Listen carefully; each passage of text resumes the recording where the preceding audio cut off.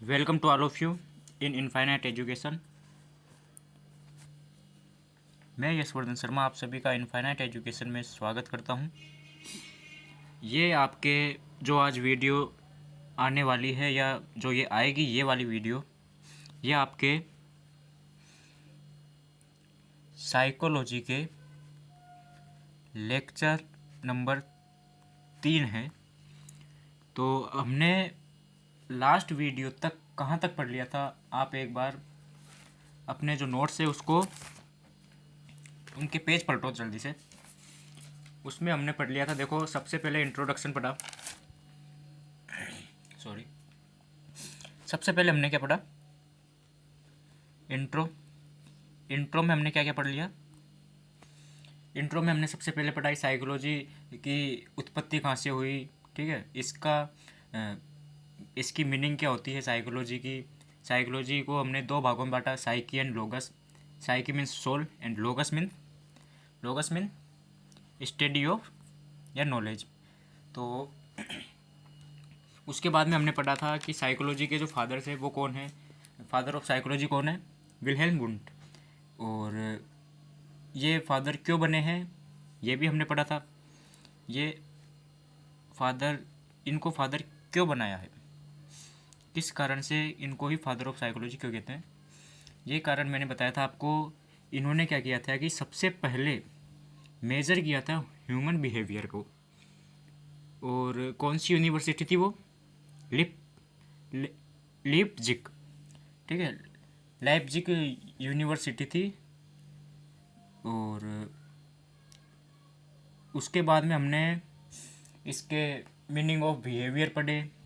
और father of American psychology कौन थे, एक मिनट, मैं बता रहा हूँ आपको कि मैं पूछ रहा हूँ आपसे,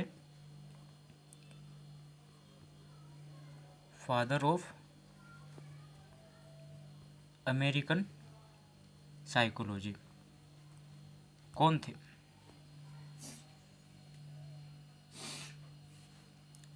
तो वो थे आपके विलियम जेम्स, ठीक।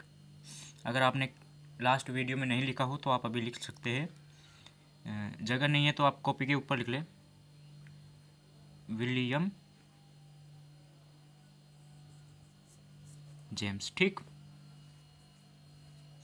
इसके बाद में हम चले थे आगे की तरफ। आगे हमने पढ़ा था वो स्कूल पढ़े थे अपन ने, सॉरी स्कूल क्या, वो पढ़ा थे अपने बिहेवियरिज्म और साइको एनालिसिस। और फिर मैंने आपको बताया था कि जितने भी हमने ये अभी पढ़े हैं, कौन कौन से, बिहेवियरिज्म, गेस्टाल्ट, ह्यूमनिस्ट और साइको एनालिसिस, इन सभी में सबसे इम्पोर्टेंट कौन सा है, एक तो हो गया आपके साइको एनालिसिस और एक हो गया behaviourism.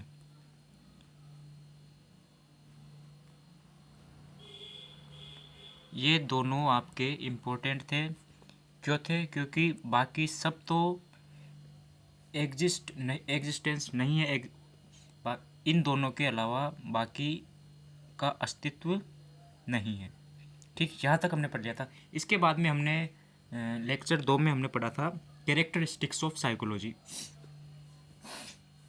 Sorry, characteristics of psychology पढ़ा था। तो उसमें हमने कैरेक्टरिस्टिक्स पढ़े थे, उसमें हमने शायद 5 पॉइंट तक कर लिए थे, ठीक है। और छठा पॉइंट आप लिखो अभी कॉपी में, उसके बाद में हम आगे बढ़ेंगे। मैं बोल रहा हूँ, आप लिखो जल्दी। छठा पॉइंट है आपके, psychology has become a very important and popular subject today. क्या बोल रहा हूँ मैं, साइकोलॉजी इज, लिख लिया, psychology is become a very important and popular subject today. ये हो गया आपके छठा पॉइंट। इसके बाद में चलते हैं अपन सातवें पॉइंट की ओर। छठा पॉइंट क्या था? Psychology has become a very important and popular subject. सातवां पॉइंट था आपके सामने,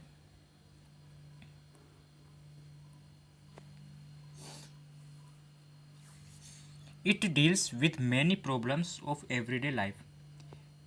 क्या था? इट डील्स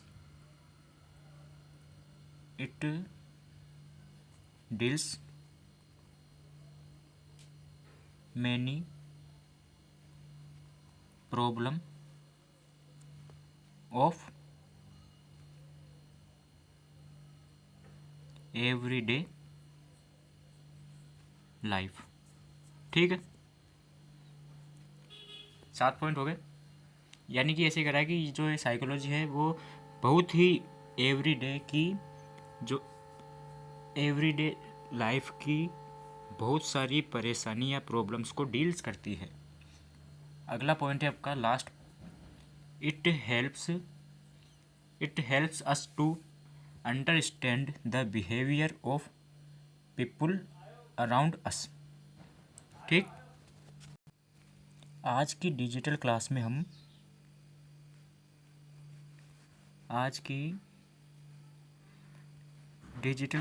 हम जो टॉपिक पढ़ने वाले हैं वो कौन कौन से हैं, एक बार आप दिमाग में बिठा लो कि हम ये पढ़ने वाले हैं। वो है, एक तो अपने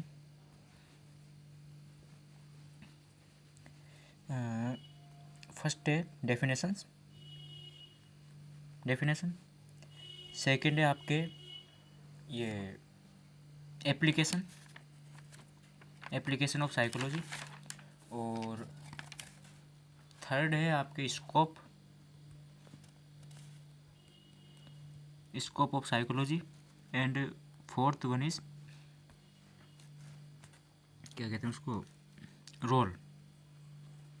role of nurse in psychology. ये 4 टॉपिक हम कवर करने वाले हैं, 1 2 3 एंड 4। और इसके बाद में हम एक और क्लास लेंगे जिसमें आपके जो ये टॉपिक है साइकोलॉजी वाला, यानी कि जो फर्स्ट चैप्टर है साइकोलॉजी का, इंट्रोडक्शन ऑफ साइकोलॉजी, ये आपके कंप्लीट हो जाएगा। उसमें हम लेंगे नेक्स्ट क्लास में, सॉरी पहले हम ये पढ़ लेते हैं, चलते हैं आगे की तरफ। First is definition of psychology. तो डेफिनेशन की हम बात करें तो हमने सबसे पहले तो इसका अर्थ क्या होता है वो तो हमने पढ़ ही लिया। साइकोलॉजी की मीनिंग क्या होती है? Psychology is study of soul, study of mind, study of behaviour and systematic study. ये किसने बताया था? चलो, systematic study of behaviour of animal and human. ये किसने बताया था? ये आपके फाइनली डेफिनेशन है जो कि मानी गई है। अब इसके बाद में अब हम अलग अलग डेफिनेशन पढ़ते हैं भाई, किसने कौन सी डेफिनेशन दी, चलते हैं आगे की तरफ। First definition is psychology is the science. Psychology क्या है? एक साइंस है। Psychology is the science of human and animal behaviour. Psychology एक साइंस है किसकी? ह्यूमन एंड एनिमल के व्यवहार की। It include the application of behavioural science to human problem. और इसमें क्या क्या शामिल होते हैं? It include the application of behaviour, इसमें बिहेवियर के एप्लीकेशन, ह्यूमन प्रॉब्लम के बिहेवियर के एप्लीकेशंस है वो क्या करते हैं? शामिल होते हैं। Psychology is the science of human behaviour. Psychology एक साइंस है किसकी? ह्यूमन बिहेवियर की। ये आपके दी थी बाई वाल्टर बोवर पिलिसबरी इन 1911।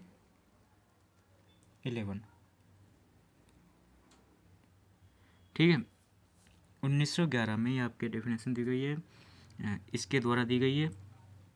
और एक बात मैं आपको बता दूं, जो हम डेफिनेशन पढ़ रहे हैं, ये जो फर्स्ट डेफिनेशन है आज की, इन डेफिनेशन को क्या है कि आपको लाइन टू लाइन याद करना है, एक भी वर्ड आपको स्किप नहीं करना है, सिंगल वर्ड भी आपको स्किप नहीं करना है। जो लिख रखा है वो कि वो एक तरह से मान लो रटना है एक। ठीक, चलते हैं आगे की तरफ। सेकंड डेफिनेशन है आपके ये, psychology is a science which aims to give us better understanding and control of behaviour of the organism as a whole. ये दी थी आपके विलियम MC डुग्गल ने इन 1949 में। अब ये डेफिनेशन क्या कहती है कि psychology is a science which AIIMS, psychology एक साइंस है जिसका उद्देश्य क्या है, टू गिव अस, हमें देना, better understanding and control of behaviour of the whole organism, सभी ऑर्गेनिज्म के बिहेवियर के बारे में अच्छी समझ देना ही इसका उद्देश्य है, किसका, साइकोलॉजी का। ठीक, ये आपके इन्होंने डेफिनेशन दी बाई, ठीक है, कब दी, 1949 में। आगे चलते हैं, definition number third. Definition third ये है आपके किसने दी, जैक्सन ने दी थी इन 1976 में। ये ऐसे कहती है डेफिनेशन कि psychology is the investigation, psychology क्या है, इन्वेस्टिगेशन है, of human and animal behaviour, किसका है, ह्यूमन एंड एनिमल बिहेवियर की, of the mental and psychological process associated with the behaviour. ठीक है, साइकोलॉजी क्या है, एक इन्वेस्टिगेशन है। गॉट इट, यहाँ तक कोई दिक्कत।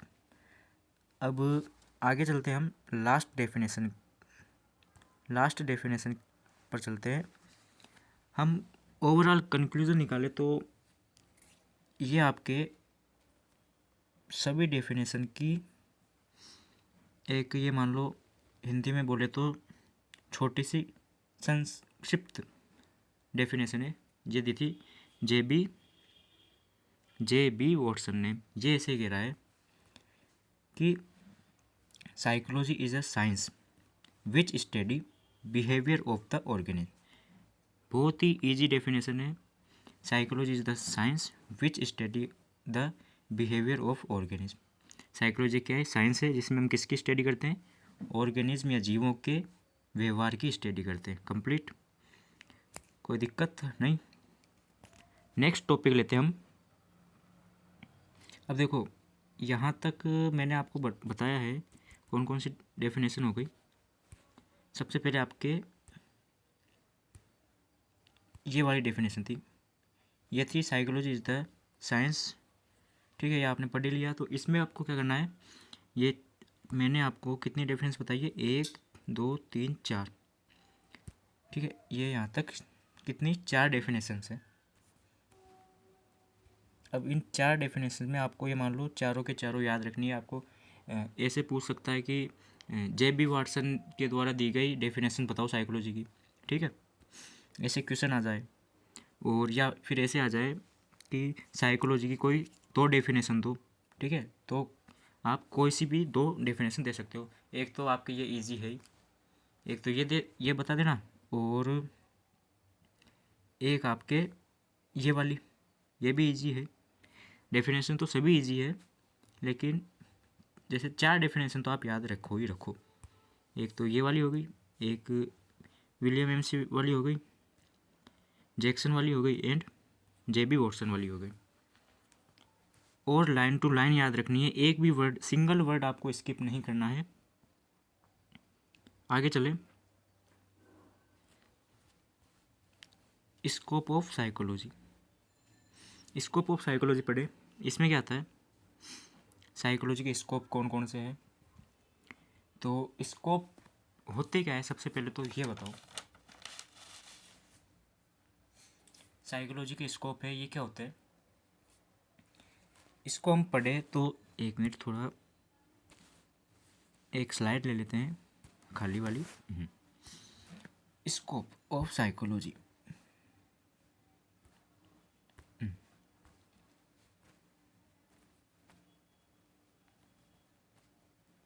Scope of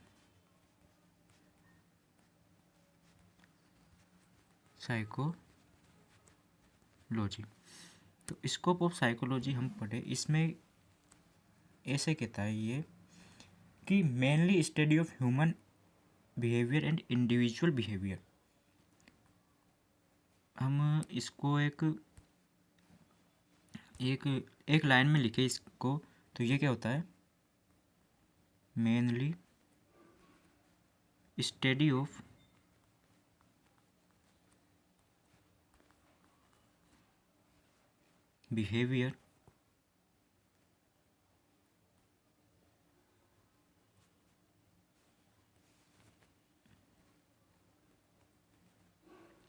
behaviour of human and individual. ठीक है, ये आपके स्कोप हो गया इसका। अब स्कोप को पढ़ते हैं, ये लिख लेना आप लाइन। इसको पढ़े हम, स्कोप चलते हैं हम, ये आपके आ गया स्कोप। तो यहाँ ऐसे कह रहा है ये स्कोप में, the scope of psychology is very vast. The scope of psychology is very vast. जो स्कोप है साइकोलॉजी का वो क्या है, बहुत बड़ा है। Psychology is mainly associated with study of human behaviour. Psychology में मुख्य रूप से क्या एसोसिएटेड है, study of human behaviour. Study of human behaviour क्या है, एसोसिएटेड है। ठीक है, फिर चलते हैं आगे की तरफ। Anything that has a direct bearing an individual behaviour can be include in the scope of psychology. कि anything that has direct bearing an individual behaviour can be include the scope of psychology. सीधी सी बात यह है कि psychology में किससे शामिल किया गया है, साइकोलॉजी में इंडिविजुअल बिहेवियर को ही शामिल किया गया है। किसी का भी बिहेवियर ही हो, या ह्यूमन का हो या इंडिविजुअल का हो, उस पर्टिकुलर हो या किसी का भी हो, उसे हमने शामिल किया गया है। आगे चले, ठीक है, ये आ गया आपके। The scope of a subject can be discussed under two following criteria and these are। जो किसी भी सब्जेक्ट का हम स्कोप देखें, किसी भी सब्जेक्ट का हम स्कोप देखें तो वो किस चीज़ों को लेकर डिस्कस करते हैं, इन दो क्राइटेरिया को लेकर। कौन कौन से क्राइटेरिया है वो, फर्स्ट वन इज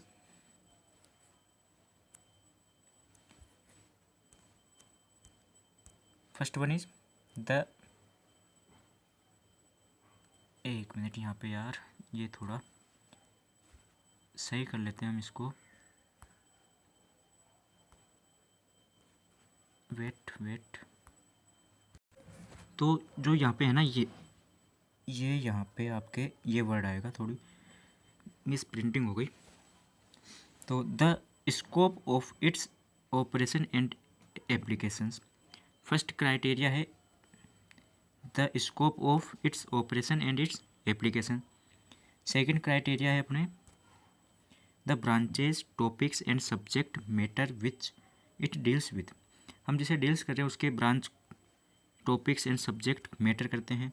और फर्स्ट क्या है, the operation of the scope of its operation and application. Scope के जो एप्लीकेशन है और ऑपरेशन है, इन पर भी, इन क्राइटेरिया पर भी डिस्कस करना पड़ता है। तो आगे चले, आपके ये वाला है, ये फर्स्ट वाला, इसको देखते हैं हम। The limit of its operation and applications.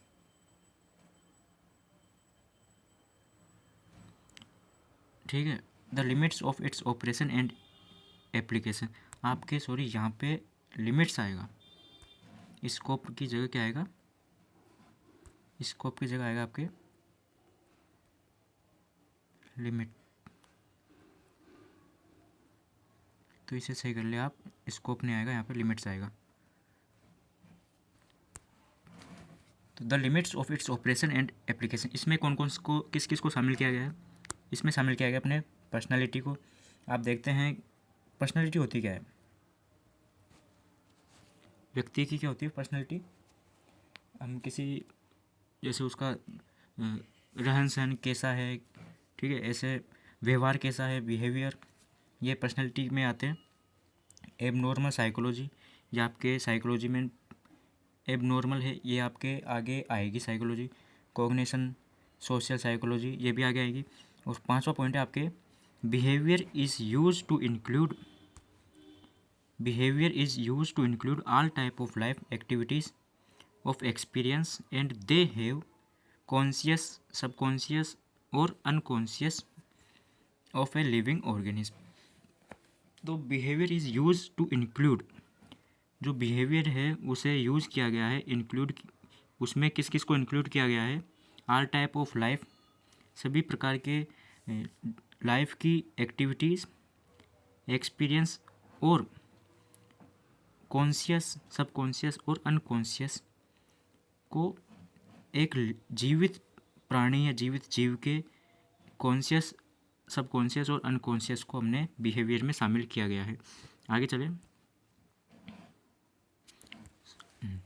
Third point है आपके, या थर्ड टॉपिक मान लेते हैं, ये आपके एप्लीकेशन ऑफ साइकोलॉजी। साइकोलॉजी के एप्लीकेशन क्या क्या होते हैं उसको पढ़ लेते हैं। साइकोलॉजी के एप्लीकेशन से ये केवल आपको नाम याद रखने हैं, और कुछ होगा तो मैं आपको एक क्लास लूँगा, उसमें सभी कवर करवा दूँगा, वन शॉट क्लास होगी। इसके बाद में ये चैप्टर ख़त्म हो जाएगा, इसके बाद में हम वन शॉट सीरीज़ भी स्टार्ट करेंगे, जिससे आपके एग्ज़ाम इसमें क्या हो, एग्ज़ाम टाइम में आपके वन शॉट सीरीज़ स्टार्ट करेंगे। पहला है एजुकेशन, दूसरा है मेडिसिन, तीसरा है business and industry, criminology, politics, military, guidance and counselling, human relationship and self development. तो जो ये मैंने पॉइंट बताए आपको, ये पॉइंट में साइकोलॉजी यूज होती है या साइकोलॉजी के एप्लीकेशंस है ये, इनमें आपके साइकोलॉजी यूज होती है। एजुकेशन है, एजुकेशन में आपको साइकोलॉजी का यूज़ करना पड़ता है। पॉलिटिक्स हो गया, गाइडेंस ऑफ एंड काउंसलिंग हो गया, ठीक है, इन सभी में आपको एजुकेशन में है, इन सभी में आपको साइकोलॉजी का यूज़ होता है या एप्लीकेशंस ऑफ साइकोलॉजी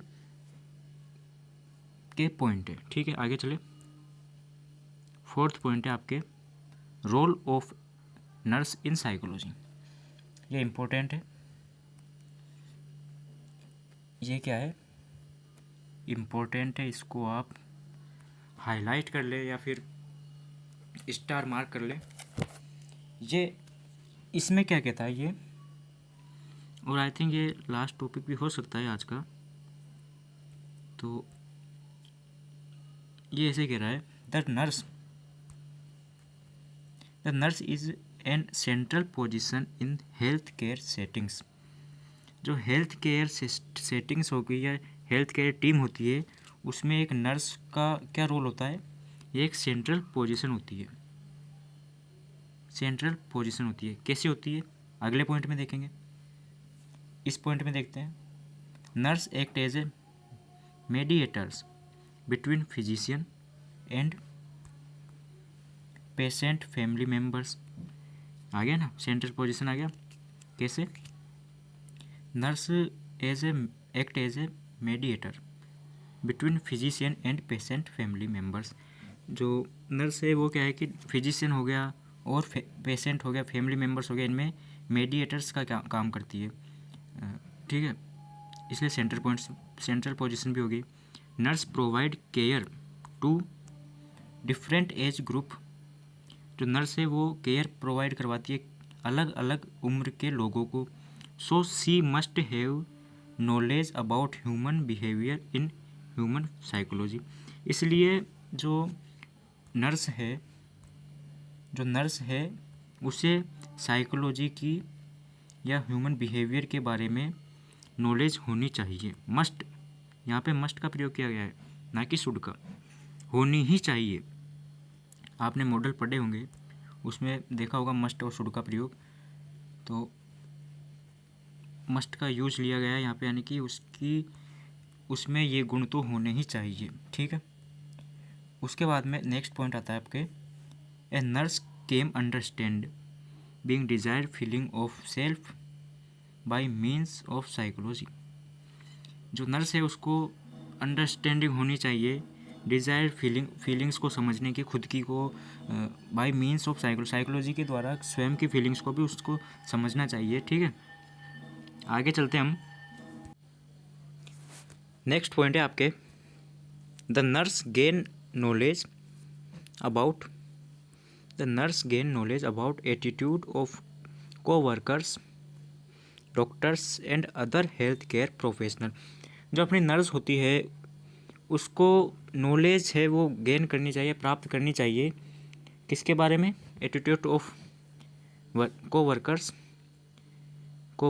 कोवर्कर्स के एटीट्यूड के बारे में, डॉक्टर्स के बारे में, and other health care professional. ठीक है। इनके बारे में उसको नॉलेज है वो क्या करनी चाहिए? गेन करनी चाहिए। ठीक है। उसके बाद में she can provide better nursing care to patient and his family members. उसे क्या करना चाहिए? शी कैन प्रोवाइड, वह प्रोवाइड करा सकती है अच्छी नर्सिंग केयर। किसे? पेशेंट और उसके फैमिली मेम्बर्स को। नेक्स्ट पॉइंट है, she can identify the factors affecting the behaviour of a person by psychology. Psychology के द्वारा एक पर्सन के बिहेवियर को प्रभावित करने वाले कारक की पहचान कर सकती है, आइडेंटिफाई। ठीक है। और last one is by the study of psychology a nurse increase her knowledge about inter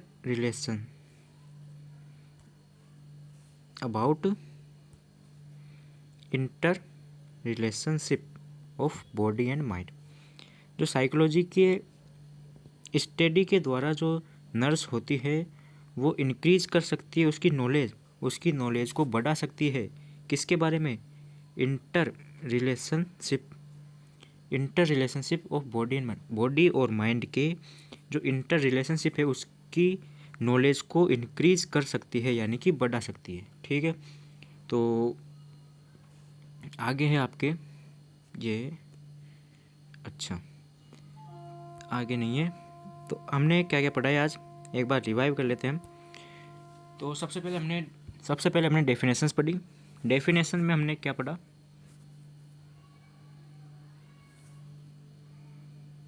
definition में हमने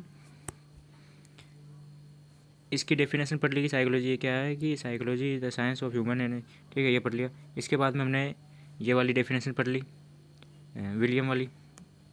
और साइकोलॉजी इज़ इन्वेस्टिगेशन, साइकोलॉजी क्या एक इन्वेस्टिगेशन है। अब ऐसे क्वेश्चन आ जाए कि साइकोलॉजी इज़ ए इन्वेस्टिगेशन, यानी कि साइकोलॉजी इन्वेस्टिगेशन है किसके द्वारा, किसने ये ऐसा कहा? तो इसमें आपका आंसर आ जाएगा जैक्सन। ठीक है।